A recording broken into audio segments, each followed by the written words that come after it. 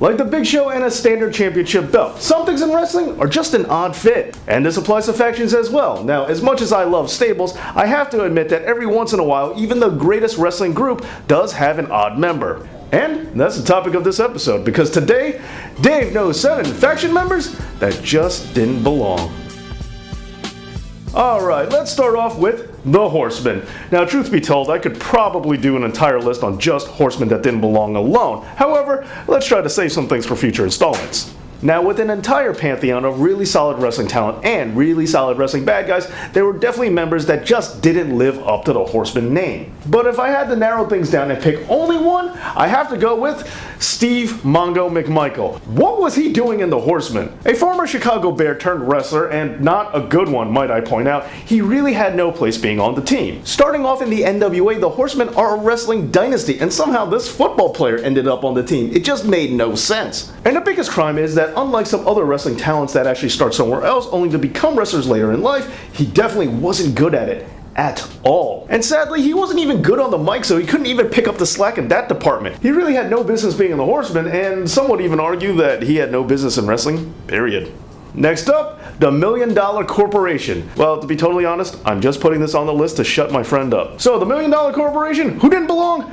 Tatanka. Tatanka was a very popular wrestler in the mid-90s, especially if you ask my friend Sean. Tatanka had a great undefeated streak and was pretty well over as a face. But then he started accusing Lex Luger of selling out to the $1 Million Man, only to reveal later that Tatanka himself was the one who actually sold out. It didn't really make a whole lot of sense except for the fact that people use money all the time to justify a heel turn that comes from out of nowhere. And after the initial turn, nothing really came out of this. Tatanka didn't get a bigger push, and this didn't really help his career. And then things just kind of fizzled out because the entire angle was simply designed behind the surprise of the turn, and there wasn't really a whole lot more to it than that. Next up, the Nation of Domination. Now, the Nation of Domination took several different forms, but probably their most popular was when they were playing a black separatist faction in wrestling. Now, this was a powerful group that didn't get the credit that they deserved and was all about fighting for it. And it was the strength and it was the solidarity that attracted Owen Hart. I don't have to point it out, you can all see why this doesn't fit, right? The storyline here was that after the Montreal Screwjob, Owen was left in the WWF completely alone, so he decided to find a new family in the Nation of Domination. With the Hart family being shunned by the McMahons, I guess Owen Hart felt he could relate to them?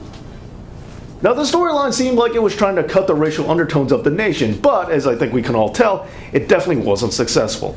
And speaking of the Hart Foundation, Brian Pillman. Now, what was so great about this iteration of the Hart Foundation was that they were only bad guys in America. Everywhere else, especially in Canada, they were over as faces. It was a really cool spin on the classic good guy bad guy dynamic. Now, sure, Flying Brian was on this team simply to perpetuate his feud with Stone Cold Steve Austin, but the reality was it just didn't fit. Now, don't get me wrong, I love the storyline, and I thought it was great, and I thought Brian Pillman was great, but I'm just saying he didn't quite fit in with the whole scheme. Next up, the Nexus. The Nexus was a great faction, and led by Wade Barrett, it was an amazing team that really shook things up in the WWE in a time when it definitely needed it. And unfortunately, this didn't last very long, as booking seemingly destroyed the team almost just as fast as they created them. And unfortunately, getting John Cena wasn't enough, because I think the final nail in the coffin was when they were taken over by CM Punk. Now, CM Punk was the only reason I had to watch wrestling for a period of time, so I'm not taking anything away from him, but he didn't belong in the faction and he definitely shouldn't have been the leader of it. You had this great group of young homegrown talent, and Wade Barrett was the perfect leader for them. And instead of letting them rebound and reclaim their spot, they decided to shuffle things up, which didn't make anything better, it only made things worse. Now, this is a great example of just because two things are great on their own, that doesn't mean that combining them is going to make them better, and oftentimes, it actually just makes them worse. Next up, the WCW-ECW Alliance. Now, during the much anticipated but yet very disappointing WCW-ECW invasion angle in the WWE, we all learned just how much wrestling could really let us down. Now, almost nobody belonged in this faction because WWE didn't take their time and do things right by shelling out the big bucks to get the big WCW stars like they should have. So I really don't even know where to begin, but if I have to pick someone that definitely shouldn't have been on this team, well, I'm just gonna say Stone Cold Steve Austin?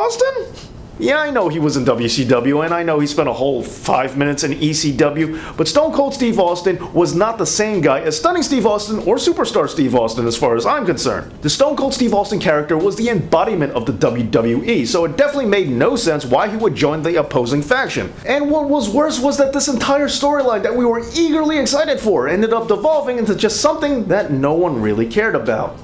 And finally on this list, the NWO. Now, if I could do an entire list about Horsemen that didn't belong, I could do several lists about NWO members that made no sense. But yet, this is still kind of a tricky one, because who doesn't belong in the NWO highly depends upon how you view the faction itself. If you view the faction as WCW finally acknowledging that much of their roster is a small collection of former WWF employees, and they were simply setting them up to be taken down by their homegrown hero of Sting, well, then there are plenty of non-WWF guys that had no business being anywhere near the faction at all. But on the other hand, if you view the NWO as an elite team of power players, well, then there are plenty of curtain jerkers that definitely shouldn't have been in the team. But regardless of how you view the stable, I think there is one standout answer that never ever should have been in the New World Order. And that answer is the Worm, Dennis Rodman. If you forgot about that, well, I'm sorry that I reminded you. But sadly, for the rest of us who do remember, this basketball player being in the New World Order was a very, very confusing thing indeed. And somehow this also ushered in the way for WCW to invite Karl Malone and Jay Leno for some reason.